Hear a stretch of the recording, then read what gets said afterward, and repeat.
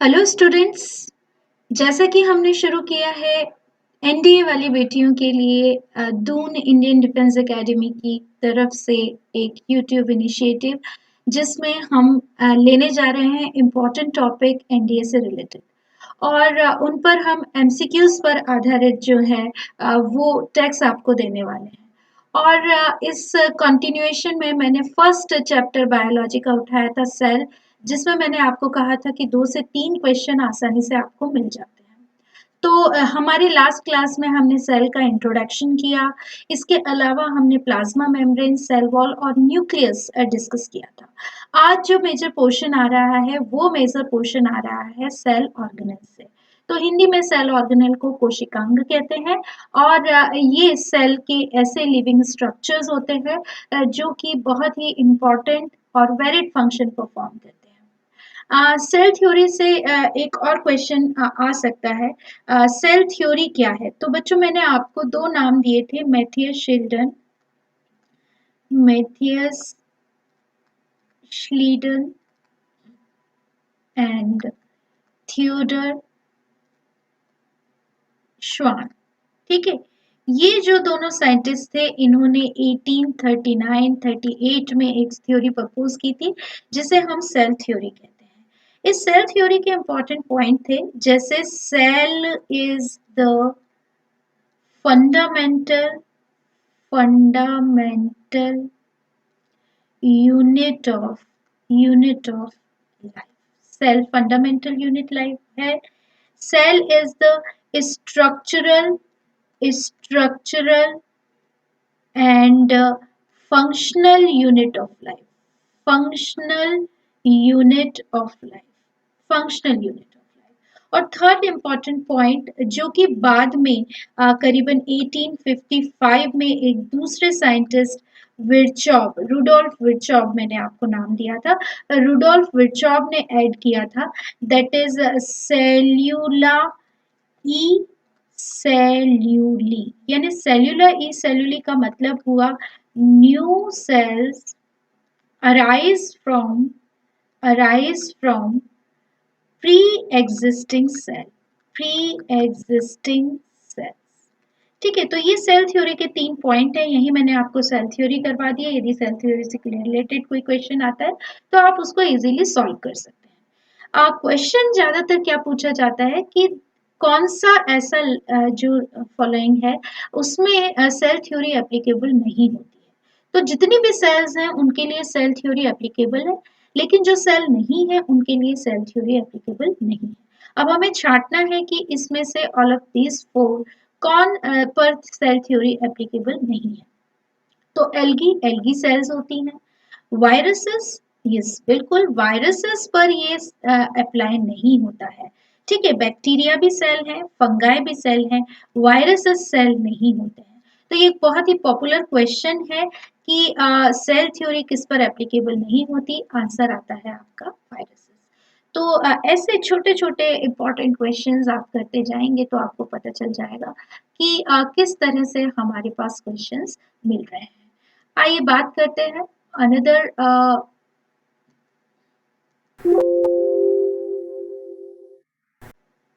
Slide. जो मैंने आपको बताया था कि हम करने वाले हैं सेल ऑर्गेनेल्स। ठीक है, सेल ऑर्गेनेल्स। तो सेल ऑर्गेनेल्स क्या होते हैं बेटा? सेल ऑर्गेनेल्स होते हैं कुछ लिविंग स्ट्रक्चर्स, सेल में प्रेजेंट कुछ लिविंग स्ट्रक्चर्स। ये जो लिविंग स्ट्रक्चर्स होते हैं वो एक पर्टिकुलर फंक्शन परफॉर्म करते हैं। They perform a particular function. ठीक है, ये फंक्शन बहुत विशेष होते हैं। अभी आपको स्क्रीन पर शो हो रहा है स्ट्रक्चर ऑफ माइटोकॉन्ड्रिया। तो पहली क्लास में मैंने आपको बताया था कि सेल ऑर्गेनेल को हमने 3 कैटेगरीज में डिवाइड किया था। एक वो जिनमें की डबल मेम्ब्रेन होती है, एक वो जिनमें सिंगल मेम्ब्रेन होती है और एक वो जिनमें कोई मेम्ब्रेन नहीं होती। तो जो माइटोकॉन्ड्रिया है बेटा वो डबल मेम्ब्रेनस सेल ऑर्गेनेल होता है। आइए जरा हम स्ट्रक्चर पर गौर डालते हैं। तो यहाँ पर आपको ये आउटर मेम्ब्रेन दिखाई दे रही है, this is called as outer membrane, और इसका स्ट्रक्चर मैंने बताया था आपको यूनिट मेम्ब्रेन जैसा होगा, यानी इसका स्ट्रक्चर मिलता जुलता होगा जैसे प्लाज्मा मेम्ब्रेन होती है। इसके बाद में आपको ये वाली मेम्ब्रेन दिखाई दे रही है, this is called as inner membrane.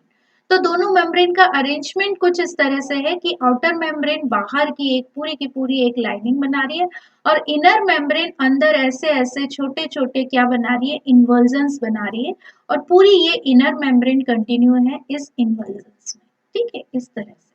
अच्छा, अब यदि हम बात करें तो इन इन्वर्जन्स को आपको बहुत गौर से देखना है। यहाँ पर कुछ ब्लैक कलर के डॉट लाइक स्ट्रक्चर्स बने हुए हैं। देखिए ये डॉट लाइक स्ट्रक्चर्स बने हुए हैं ब्लैक कलर के। इन डॉट लाइक स्ट्रक्चर्स पर होते हैं रेस्पिरेटरी एंजाइम्स। बेसिकली ये क्या है? They are the respiratory enzymes. Respiratory enzymes. तो आपको ध्यान रखना है कि माइटोकॉन्ड्रिया किसके काम आता है? माइटोकॉन्ड्रिया रेस्पिरेशन के काम आता है।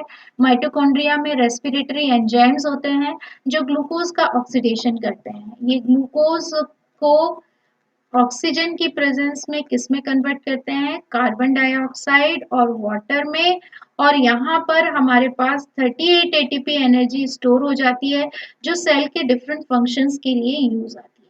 तो एक क्वेश्चन तो आपको बनता है कि क्रिस्टी क्या होते हैं? तो मैंने अभी बताया आपको कि इनर मेम्ब्रेन क्या कर रही है, ऐसे इनफोल्डिंग्स बना रही है। इन इनफोल्डिंग्स को क्या कहते हैं? क्रिस्टी। तो क्वेश्चन आता है क्रिस्टी आर एसोसिएटेड विद, तो आंसर होगा आपका माइटोकॉन्ड्रिया।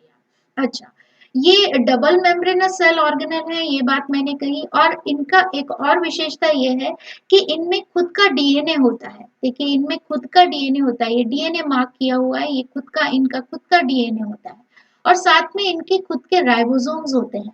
जब खुद का डीएनए और खुद के राइबोसोम्स हो गए तो एक बात आपको पहचान लेनी है कि वो खुद क्या कर सकते हैं? अपने प्रोटीन्स बना सकते हैं, खुद अपने प्रोटीन्स बना सकते हैं। इस तरह के सेल ऑर्गेनल्स जिनमें खुद का डीएनए प्रेजेंट होता है उन सेल ऑर्गेनल्स को हम सेमी ऑटोनोमस सेल ऑर्गेनल्स कहते हैं।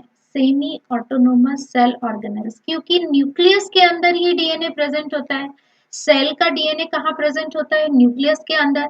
लेकिन न्यूक्लियस के अलावा भी सेल ऑर्गेनल में यदि डीएनए प्रेजेंट है तो उसे हम कहेंगे इस तरह के सेल ऑर्गेनल को हम कहेंगे सेमी ऑटोनोमस सेल ऑर्गेनल। और जो डीएनए होता है, यहाँ पर बिल्कुल ध्यान देंगे कि ये जो डीएनए होता है उस डीएनए को हम बोलते हैं, वो डीएनए हमारा कहलाता है, that is called as extra chromosomal chromosomal DNA. इसको हम क्या कहते हैं? एक्स्ट्रा क्रोमोसोमल डीएनए कहते हैं। तो फिर से मैं रिपीट कर रही हूँ, ऐसे सेल ऑर्गेनल जिनमें खुद का डीएनए होता है उन्हें सेमी ऑटोनोमस सेल ऑर्गेनल कहते हैं, और जो डीएनए होता है उसे हम एक्स्ट्रा क्रोमोसोमल डीएनए कहते हैं। तो जो माइटोकॉन्ड्रिया है ये ग्लूकोज से एनर्जी रिलीज करने में काम आता है और इसीलिए इसको हम power house of the cell कहते हैं। Power house of the cell, it is called as power house of the cell. ठीक है, इसको power house of the cell कहते हैं। अच्छा, अब आते हैं हम अनदर सेल ऑर्गेनल पर जो कि डबल मेम्ब्रेनस होता है। ये भी एक डबल मेम्ब्रेन सेल ऑर्गेनल है, दो मेम्ब्रेन होती हैं। तो आप देख पा रहे हैं कि एक जो मेम्ब्रेन है वो एक्सटर्नल मेम्ब्रेन है, ये वाली जो मेम्ब्रेन है वो एक्सटर्नल मेम्ब्रेन है, और जो इनर मेम्ब्रेन है that membrane is called internal membrane. तो ये पहली मेम्ब्रेन होगी आउटर और ये दूसरी मेम्ब्रेन होगी। अब इसमें आपको कुछ ग्रीन कलर के ऐसे छोटे छोटे बने हुए थैले जैसे स्ट्रक्चर दिखाई दे रही हैं। ये जो बैग लाइक स्ट्रक्चर्स हैं, ये सैक लाइक स्ट्रक्चर हैं। इन सैक लाइक स्ट्रक्चर को हम बोलते हैं थाइलेकॉइड। और ये थाइलेकॉइड बहुत ही विशेष होते हैं क्योंकि इन थाइलेकॉइड को यदि हम इसको कट करें, देखिए ये डायग्राम आप देखिए, इसको हम कट करें तो इनके इनर मेम्ब्रेन पर एक तरह के पिगमेंट लगे हुए रहते हैं। इन पिगमेंट को हम बोलते हैं क्लोरोफिल। इन पिगमेंट्स को हम क्या कहते हैं? क्लोरोफिल। तो आपको याद रखना है कि थाइलेकॉइड किसका पार्ट है? क्लोरोप्लास्ट का पार्ट है। और थाइलेकॉइड क्यों इंपॉर्टेंट है? क्योंकि इसके अंदर प्रेजेंट होता है क्लोरोफिल। तो ये कलर में भी आपको ग्रीन दिखाए गए हैं, आपके लिए याद रखना बहुत आसान है। अब बात करते हैं हम, ये जहां पर व्हाइट व्हाइट पार्ट है, ये वाला पार्ट है, ये वाला पार्ट जो होता है बच्चों, ये वाले इस वाले पार्ट को हम कहते हैं स्ट्रोमा। तो आपको ध्यान रखना है कि क्लोरोप्लास्ट जो है इट इज, यहाँ पर मैं लिख देती हूँ, ये है chloroplast which is also a double membranous cell organelle. और ये एक तरह का प्लास्टिड होता है, ये एक तरह का प्लास्टिड होता है। और ये किस में प्रेजेंट होते हैं, ये सिर्फ और सिर्फ पाए जाते हैं प्लांट्स में। तो ये एक क्वेश्चन बनता है आपका कि प्लास्टिड किस में प्रेजेंट होते हैं, ये सिर्फ प्लांट में प्रेजेंट होते हैं, एनिमल में प्रेजेंट नहीं होते। जो ग्रीन कलर के प्लास्टिड होते हैं, जो ग्रीन कलर के प्लास्टिड होते हैं उन्हें हम क्लोरोप्लास्ट कहते हैं। क्लोरोप्लास्ट का स्ट्रक्चर मैंने आपको बताया कि ये दोहरी मेम्ब्रेन से घिरे रहते हैं। जो आउटर मेम्ब्रेन होती है वो जो बाहर की तरफ होती है और इनर मेम्ब्रेन अंदर की तरफ होती है। इस मेम्ब्रेन के अंदर एक वाइट सैक लाइक स्ट्रक्चर बन जाता है जिसमें अगेन मेम्ब्रेन से बनी हुई छोटी छोटी सैक लाइक स्ट्रक्चर होती हैं। इन स्ट्रक्चर्स को हम थाइलेकॉइड कहते हैं। और ऐसे स्ट्रक्चर्स आपस में जुड़ी हुई रहती हैं। देखिए ये लेमिला बताया हुआ है, लेमिला के थ्रू ये जुड़ी हुई रहती हैं। और यहाँ पर जो जहां पर थाइलेकॉइड प्रेजेंट नहीं होती है उस पार्ट को हम कहते हैं स्ट्रोमा। अब क्लोरोप्लास्ट आप बचपन से पढ़ते आ रहे हैं कि क्लोरोप्लास्ट जो है वो फोटोसिंथेसिस में हेल्प करता है। क्योंकि क्लोरोप्लास्ट के पास ही क्या होता है, क्लोरोप्लास्ट के पास होता है क्लोरोफिल। और क्लोरोफिल इन सन रेज को, ये जो सन रेज होती हैं जो जो फोटोसिंथेसिस में हम यूज होते हैं, ये सनरेज जो हैं ये फोटोसिंथेसिस में एनर्जी का काम करती हैं। और ये जो एनर्जी है उसको ट्रैप करने का काम कौन करता है, उसको ट्रैप करने का काम करता है क्लोरोफिल। तो एक और क्वेश्चन आपको बन सकता है कि क्लोरोप्लास्ट का फंक्शन क्या है, तो क्लोरोप्लास्ट का फंक्शन है फोटोसिंथेसिस। और दूसरा क्वेश्चन ये बन सकता है कि फोटोसिंथेसिस में क्लोरोप्लास्ट कैसे हेल्प करता है। तो आप बताएंगे कि वहां पर थाइलेकॉइड होते हैं और थाइलेकॉइड के इनर मेम्ब्रेन पर क्लोरोफिल पिगमेंट होता है। और ये क्लोरोफिल पिगमेंट इन सोलर रेडिएशंस को ट्रैप करता है, जो कि कार्बन डाइऑक्साइड और वाटर को किसमें कन्वर्ट कर देते हैं, वो कन्वर्ट कर देते हैं ग्लूकोज में। ठीक है, कार्बन डाइऑक्साइड और वाटर को से मिलकर के ही क्या बन रहा है, ग्लूकोज बन रहा है। और वो ग्लूकोज कहाँ पर बनता है, क्लोरोप्लास्ट में। तो sometime they are also called as food factory. ऐसे भी पूछ लिया जाता है कि कौन से सेल ऑर्गेनेल को फूड फैक्ट्री कहा जाता है। माइटोकॉन्ड्रिया और क्लोरोप्लास्ट की खासियत होती है कि इनका खुद का क्या होता है, डीएनए होता है। अभी मैंने माइटोकॉन्ड्रिया में भी डिस्कस किया, इनका खुद का डीएनए होता है। इनके पास खुद के राइबोसोम्स होते हैं, इसीलिए ये अपने खुद के क्या बना सकते हैं, प्रोटीन्स बना सकते हैं। तो जिस तरह से mitochondria semi autonomous cell organelle है, उसी तरह से क्लोरोप्लास्ट भी एक सेमी ऑटोनोमस सेल ऑर्गेनेल होता है। और इसमें पाया जाने वाला जो डीएनए होता है वो एक्स्ट्रा क्रोमोसोमल डीएनए होता है। देखिए ये डीएनए आपको दिखाया गया है, एक्स्ट्रा क्रोमोसोमल डीएनए होता है। इससे संबंधित एक मैं बहुत ही इंपॉर्टेंट क्वेश्चन आपसे पूछने वाली हूँ। थोड़ा सा आपको दिमाग लगाना पड़ेगा, लेकिन बार बार आपको याद रखना पड़ेगा कि इनका खुद का अपना क्या होता है, डीएनए होता है। और किसके काम आते हैं, ये फोटोसिंथेसिस के काम आते हैं। ये दोनों जो सेल ऑर्गेनेल्स थे ये डबल मेम्ब्रेनस सेल ऑर्गेनेल है। अब हम बढ़ते हैं सिंगल मेम्ब्रेनस सेल ऑर्गेनेल की तरफ। Golgi body single membranous cell organelle है। बच्चों जैसे मैंने आपको बताया था कि जहां जहां पर आते जाएंगे वहां वहां मैं आपको साइंटिस्ट के नेम भी देती जाऊंगी। तो केमिलो गोल्गी ने डिस्कवर किया था किसको, गोल्जी बॉडी को।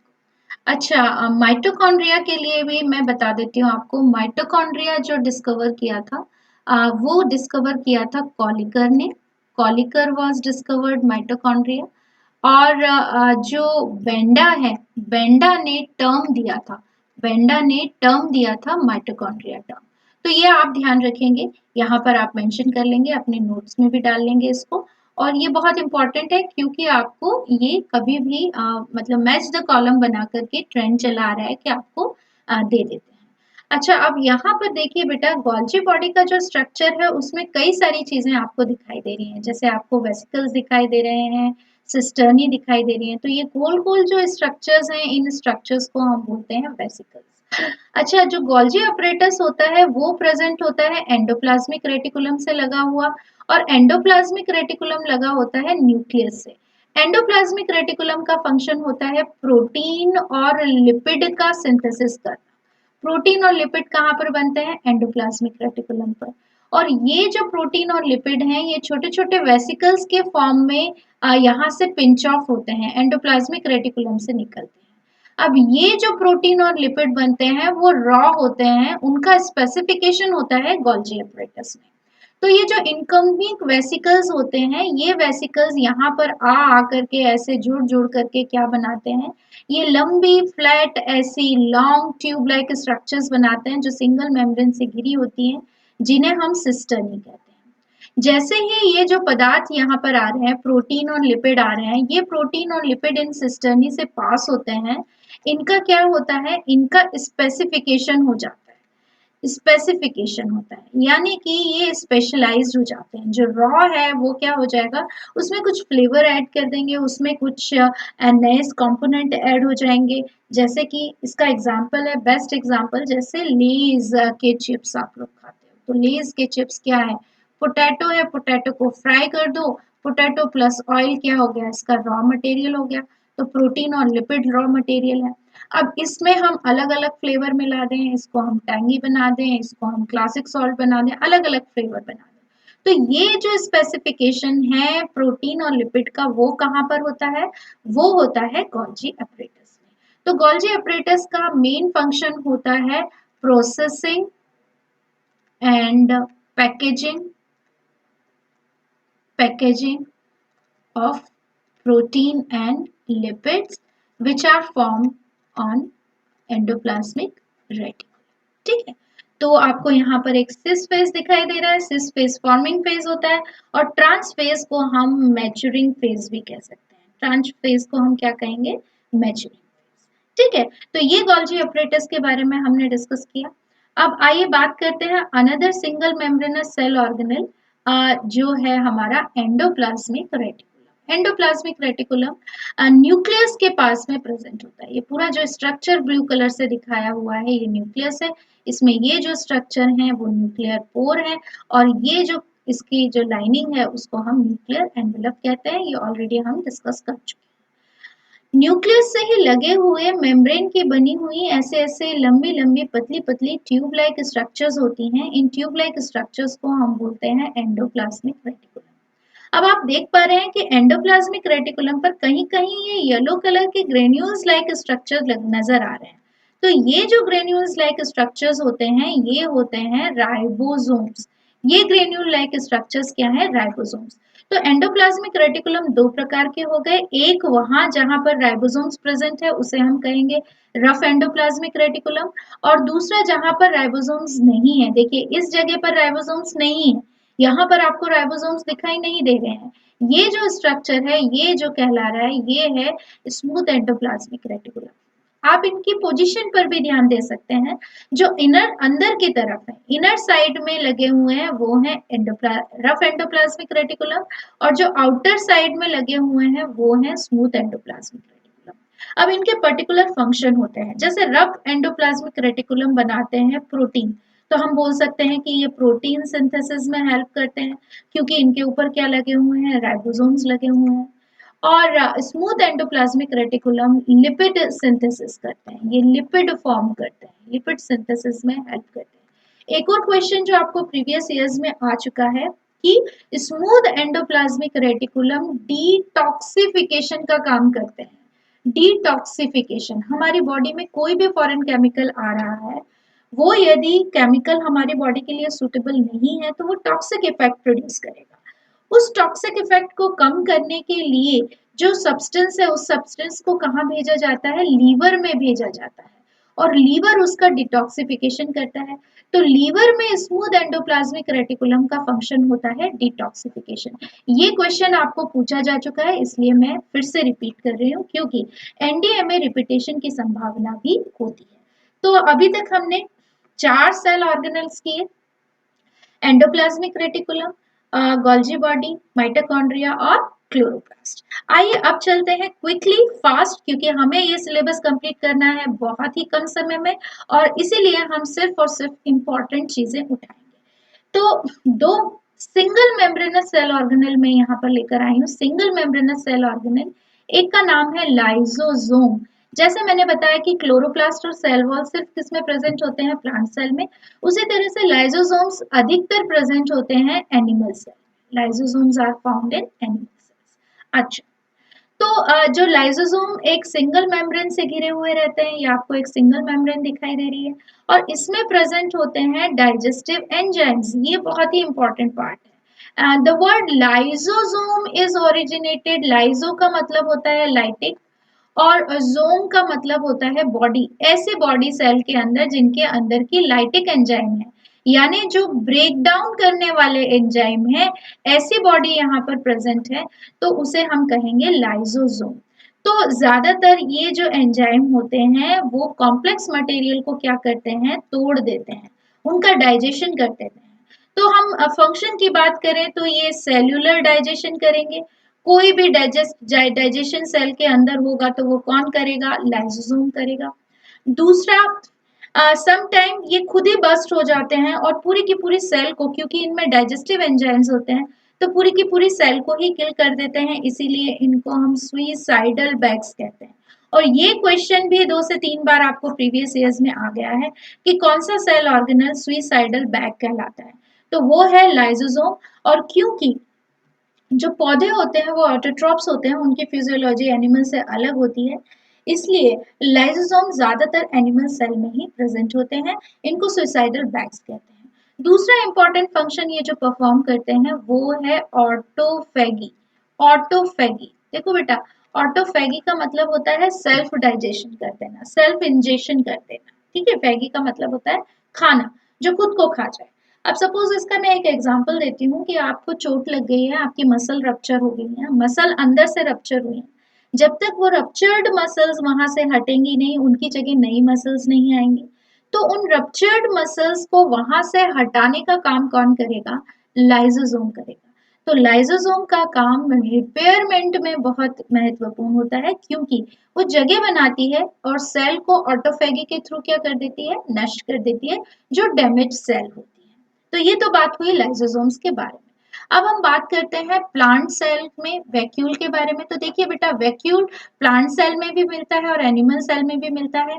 एनिमल सेल में वैक्यूल जो होते हैं, एनिमल सेल में वो बहुत स्मॉल होते हैं और मेनी होते हैं, जबकि प्लांट सेल में जो वैक्यूल होते हैं वो लार्ज वैक्यूल होते हैं और फ्यू होते हैं, यानी एक या दो बड़े वैक्यूल होते हैं। जो क्वेश्चन आ चुका है प्रीवियस ईयर्स में वो ये कि वैक्यूल की मेम्ब्रेन को क्या कहते हैं, वैक्यूल की मेम्ब्रेन को कहते हैं टोनोप्लास्ट, और वैक्यूल के अंदर जो कंटेन होता है उसको हम बोलते हैं सेल सेप। तो ये दो टर्म आपको वैक्यूल के कॉन्टेक्स्ट में लर्न करनी है।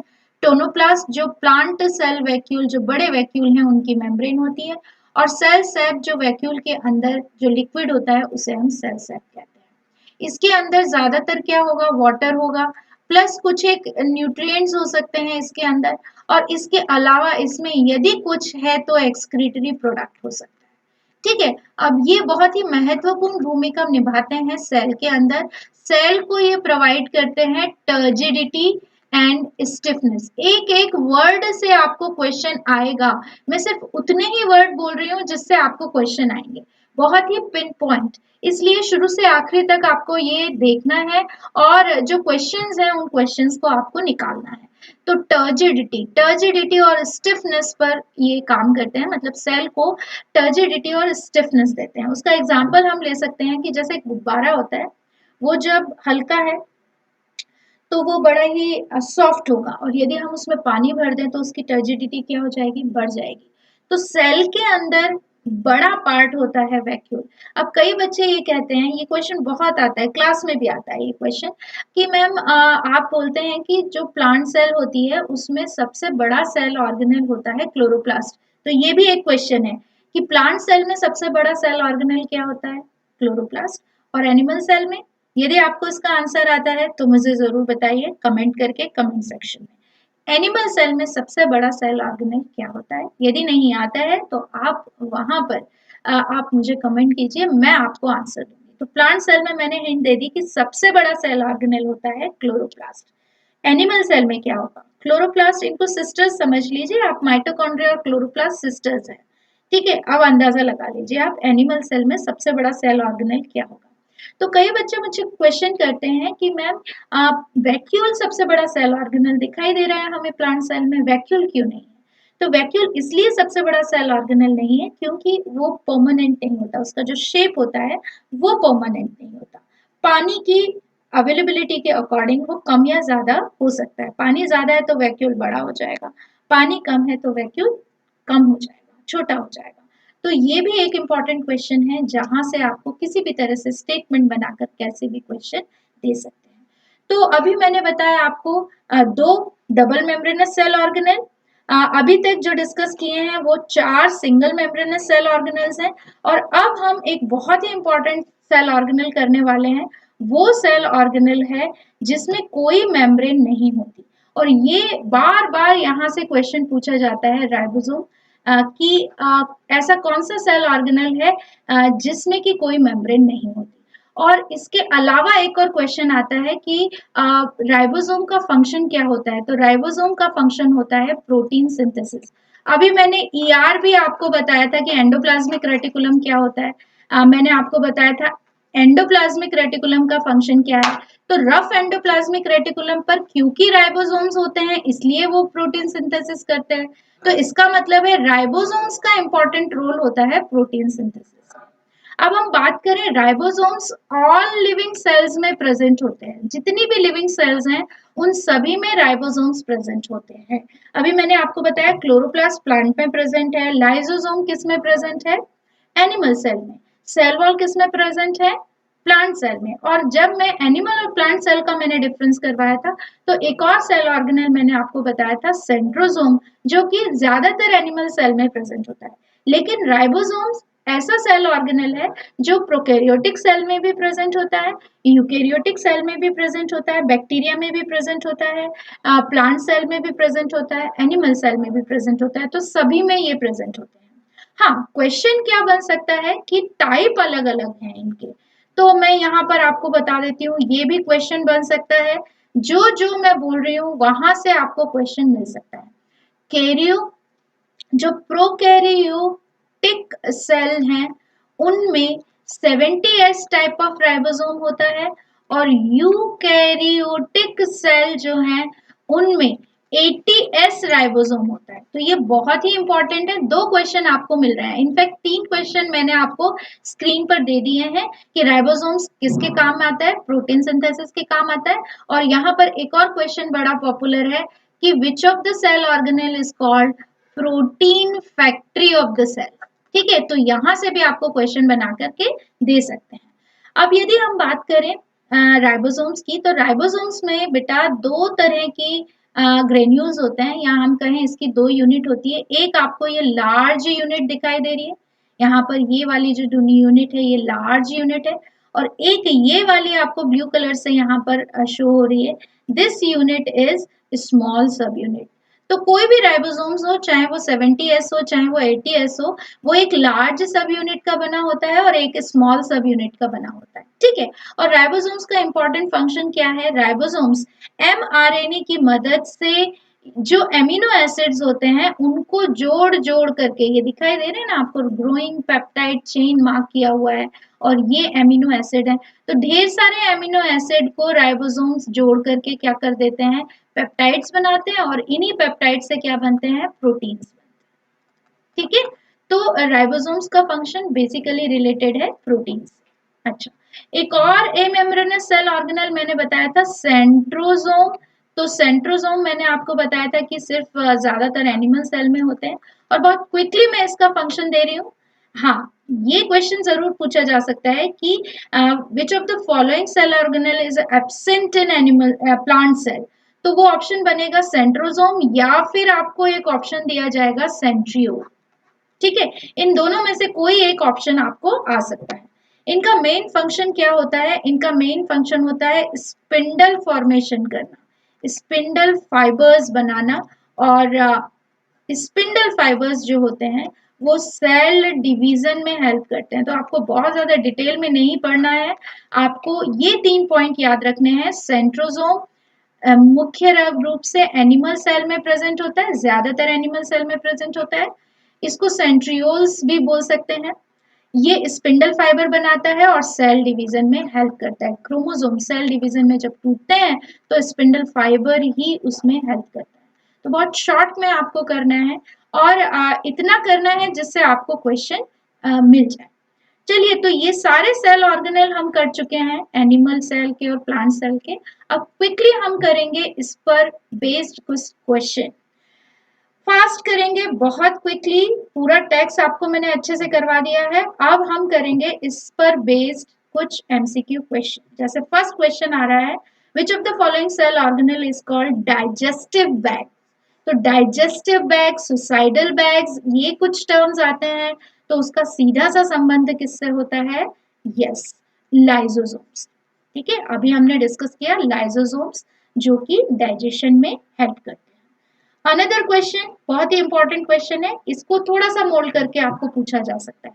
Which of the following cell organelle does not contain DNA? थोड़ा सा आपको सेकेंड लेवल पर ले गया question, does not contain DNA। तो आपको इन चारों में से वो छांटने हैं जिनमें डीएनए होता है। तो आप जानते हैं लाइसोसोम्स में डीएनए हमने डिस्कस नहीं किया, नहीं होता है। न्यूक्लियस में डीएनए होता है, मैंने बताया कोशिका के अंदर डीएनए, न्यूक्लियस में डीएनए प्रेजेंट होता है। क्लोरोप्लास्ट और माइटोकॉन्ड्रिया, इन दोनों में भी डीएनए होता है। अभी मैंने बताया this is called as extra chromosomal DNA, और इनको हमने कहा सेमी ऑटोनोमस सेल ऑर्गेनल। तो हमारा सही ऑप्शन बनेगा लाइसोसोम्स। तो क्वेश्चन वहीं से बनेंगे, लेकिन क्वेश्चन को थोड़ा सा क्या कर दिया जाएगा, थोड़ा सा मोल्ड कर दिया जाएगा। ठीक है, तो नेक्स्ट क्वेश्चन आप करेंगे यहाँ पर। ये वाला जो क्वेश्चन है, ये डीएनए से तीनों तरह से पूछा जा सकता है। जैसे क्वेश्चन दिया जा सकता है कि क्लोरोप्लास्ट और माइटोकॉन्ड्रिया है semi autonomous cell organelle, which of the following is a semi autonomous cell organelle.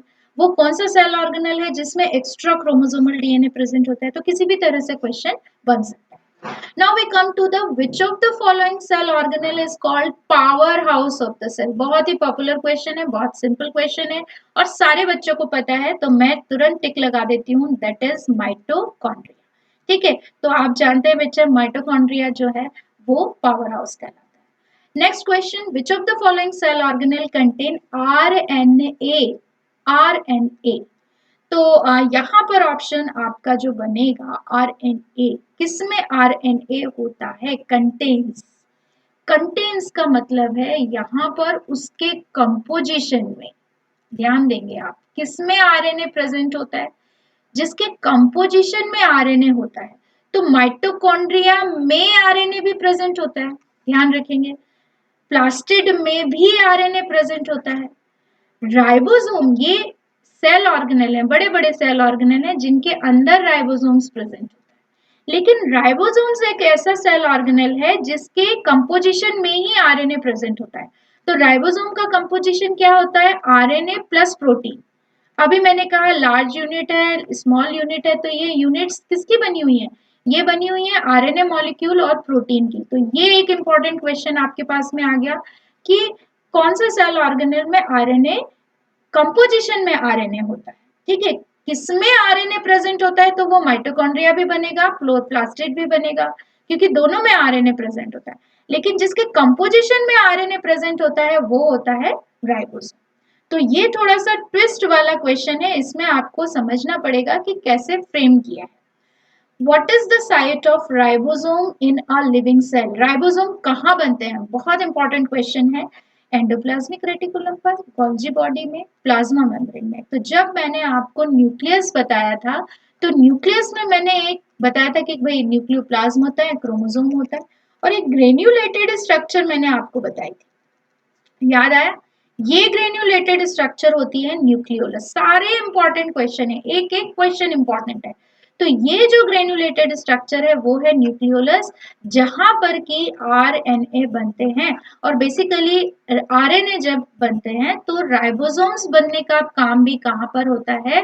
Nucleolus में। ठीक है, इंपॉर्टेंट क्वेश्चन है, इसको अच्छे से कर लेंगे। यदि टेक्स्ट याद नहीं हो रहा है तो एटलीस्ट क्वेश्चन जो प्रैक्टिस करा रही हूँ वो जरूर कर लो। Which of the following consider as cell within cell? मैंने आपको जब क्लोरोप्लास्ट और माइटोकॉन्ड्रिया करवाया था, तो मैंने आपको करवाया था कि जब मैं आप इससे रिलेटेड एक क्वेश्चन पूछने वाली हूँ और मैंने वहां हिंट दे दी थी आपको, cell within a cell, ये बहुत थोड़ा सा ट्विस्ट किया हुआ है, cell within a cell. तो यहाँ पर दो सेल ऑर्गेनल आपको दिखाई दे रहे हैं, एक तो हम डिस्कस कर चुके हैं माइटोकॉन्ड्रिया, जिसमें डीएनए होता है। सेल के अंदर क्या होता है? डीएनए। और हर सेल का क्या होगा? एक डीएनए होगा। जैसे किसी भी सेल में डीएनए कहाँ पर प्रेजेंट होता है? न्यूक्लियस में। वो पूरे पूरे न्यूक्लियस जो है वो डीएनए पूरी सेल को रेगुलेट करता है।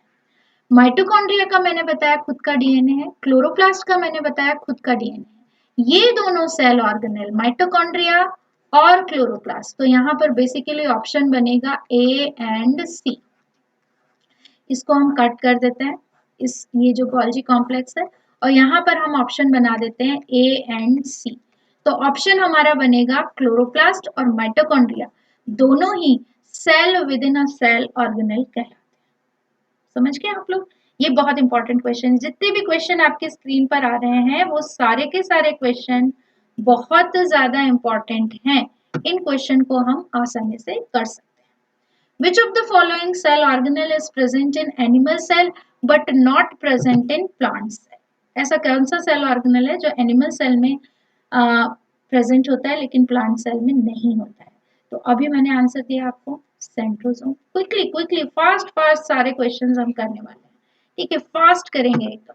अच्छा, which of the following cell organelle is present in plant cell but absent in animal cell? अब इसका आंसर आप लोगों को देना है, ये मैं अनआंसर्ड छोड़ रही हूँ ताकि आप मुझे कमेंट बॉक्स में कमेंट करके बताएंगे। और जितने भी क्वेश्चंस करवाए जा रहे हैं इन क्वेश्चंस को एक बार जरूर रिवाइज करके जाएंगे। Final question, which of the following statement is true about chromosome? ये सारे क्वेश्चन थोड़ा बहुत मोल्ड होकर के प्रीवियस ईयर्स में आ चुके हैं। Chromosomes are present within the nucleus. Very right. It contains genes and help in inheritance of transfer of character from the parents to the next generation. सारे के सारे functions हैं डीएनए के। It is made up of DNA, chromosomes, DNA से बना होता है, in the form of chromatin material and protein. तो आपको यहाँ बता दिया गया है कि क्रोमोसोम जो है डीएनए और प्रोटीन से मिलकर के बना होता है। डीएनए और प्रोटीन मिलकर के क्या बनाते हैं? क्रोमोसोम। तो ये जो कुछ क्वेश्चंस थे इससे मिलते जुलते क्वेश्चंस, कुछ क्वेश्चंस तो प्रीवियस ईयर्स में आ चुके हैं, इससे मिलते जुलते क्वेश्चंस आपको आ जाएंगे। तो 2 क्लासेस में हमने जितना किया है उसको आप क्विकली रिवाइज करेंगे और नोट्स में डालेंगे, जिससे कि आपको एक कंप्लीट टॉपिक आपका हो जाए, ठीक है? और यदि इसमें आपको कोई प्रॉब्लम आ रही है, कोई सेल ऑर्गेनेल कोई पार्ट नहीं समझ में आ रहा है, तो आप कमेंट करके कमेंट सेक्शन में क्वेश्चन डाल सकते हैं। टाइम मिलते ही मैं आपको आंसर करूंगी। तो बच्चों खूब पढ़ते रहिए। ये जो सीरीज है वो न सिर्फ एनडीए वाली बेटियों के लिए इम्पोर्टेंट है, बल्कि ये उन सारे बॉयज बच्चों के लिए भी इम्पोर्टेंट है जो कि इस बार का एनडीए देने जा रहे हैं, क्योंकि इससे होगा आपका quick revision. So keep learning, keep revising. This is Mamata.